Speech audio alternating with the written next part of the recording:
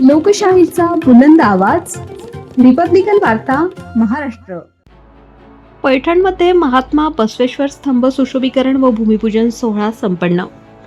पैठण तालुक्याचे लोकप्रिय आमदार विलासबापू भुमरे यांच्या प्रमुख उपस्थितीत कार्यक्रम. बातमी पैठण येथून. याबद्दल सविस्तर बातमी अशी आहे की पैठण येथे दिनांक 25 एप्रिल शनिवार रोजी पैठण शहरातील महात्मा बसवेश्वर चौक येथे दुपारी 1 वाजता महात्मा बसवेश्वर स्तंभाच्या सुशोभीकरण व भूमिपूजनाचा सोहळा नवनिर्वाचित लोकप्रिय आमदार विलासबापू भुमरे यांच्या हस्ते उत्साहात पार पडला. धार्मिक वातावरणात झालेल्या या कार्यक्रमास विविध मान्यवरांची उपस्थिती होती. याप्रसंगी बोलताना आमदार विलास भुमरे म्हणाले की सन 2019च्या विधानसभा निवडणुकीत समस्त लिंगायत समाज बांधवांना महात्मा बसवेश्वर स्तंभ उभारण्याचा शब्द दिला होता. तो शब्द आज माझ्या हस्ते भूमिपूजन करून पूर्ण करण्यात आला आहे.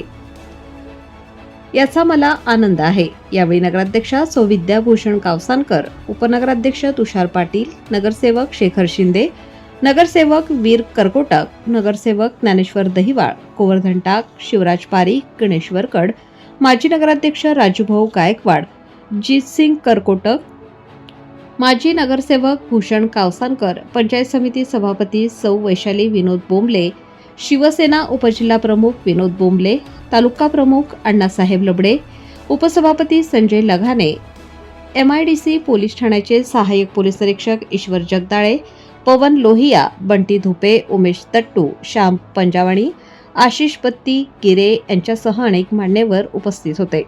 यावेळी महात्मा बसवेश्वर स्तंभाच्या सुशोभीकरणासाठी आकर्षक डिझाईन तयार केल्याबद्दल आर्किटेक्ट राहुल चक्रे यांचा आमदार विलास भुमरे यांच्या हस्ते सत्कार करण्यात आला. कार्यक्रमाच्या यशस्वीतेसाठी सोमनाथ परळकर, दिलीप कबाडे, कुणाल खताडे, वसंत ताकटे, अजय परळकर, गोविंद डांगे, संजय गुलालकर, दत्ता गोंधळे, कृष्णा डोळझापे, कैलास काटकर, विशाल बुरकुले, गणेश ढोले, संतोष कारंजकर यांनी विशेष परिश्रम घेतले.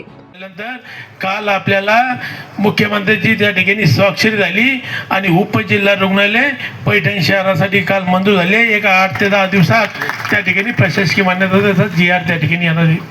आज या ठिकाणी नाथ मंदिर परिसर जर बघितलं, अन्न छत्रालय असेल, त्या ठिकाणी डोम असेल, दगडी काम असेल, आज आपल्याला त्या परिसरात जे जे करता येईल, वारकऱ्याचे स्टॅच्यू असतील, पुतळे असतील, आपल्या शहराच्या सौंदर्यीकरणासाठी आपल्याला जे जे कामं घेता येईल आपण ते घेण्याचा या ठिकाणी प्रयत्न करतोय. आपल्या कल्पना आहे, पंढरपूरला भक्तनिवासचं काम सुरू झालेलं आहे आणि या नाथ मंदिर परिसरात अजून आपल्याला जे जे कामं करता येईल ते करण्याचा आपण त्या ठिकाणी मानस ठेवलेलं आहे. या ठिकाणी आपल्या अजून 20 कोटीचं घाटाचं काम त्या ठिकाणी सुरू होणार आहे. CRF मधून आपल्याला 25 कोटीचा त्या ठिकाणी ब्रिज मंजूर झालेले. बोलत असताना सांगितलं, या शहरामध्ये अनेक महापुरुषाचे पुतळे उभारण्याचं काम केलं.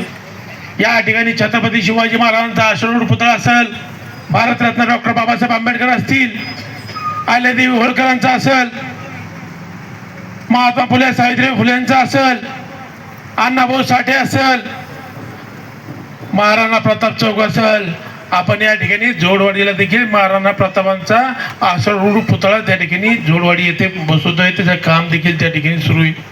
सेवालाल महाराजांचा पुतळा आपण वरवंडी तांड्यात त्या ठिकाणी बसवला. आज आपण जर आपल्या मतदारसंघातली शाळा बघितली, वरवंडी असेल, गाडीवाट असेल, एक अगदी डोंगरातली छोट्याशा शाळा, ऊस तोडलो कामगार, त्यांची शाळा आज राज्य लेवलला नाही तर देश लेवलला त्या शाळेचं जागतिक लेवल नाव झालेले आहे आणि त्या शाळेच्या बाबतीत भुमरे साहेबांचं नेहमी त्या ठिकाणी लक्ष असतं. आज या ठिकाणी आपला हा चौक झाला पाहिजे. अनेक वर्षापासून मागणी होती.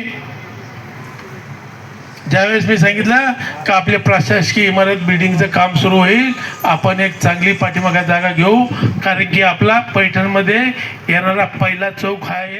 रिपब्लिकन वार्ता, महाराष्ट्र न्यूजसाठी पैठण प्रतिनिधी राहुल गिरे, छत्रपती संभाजीनगर.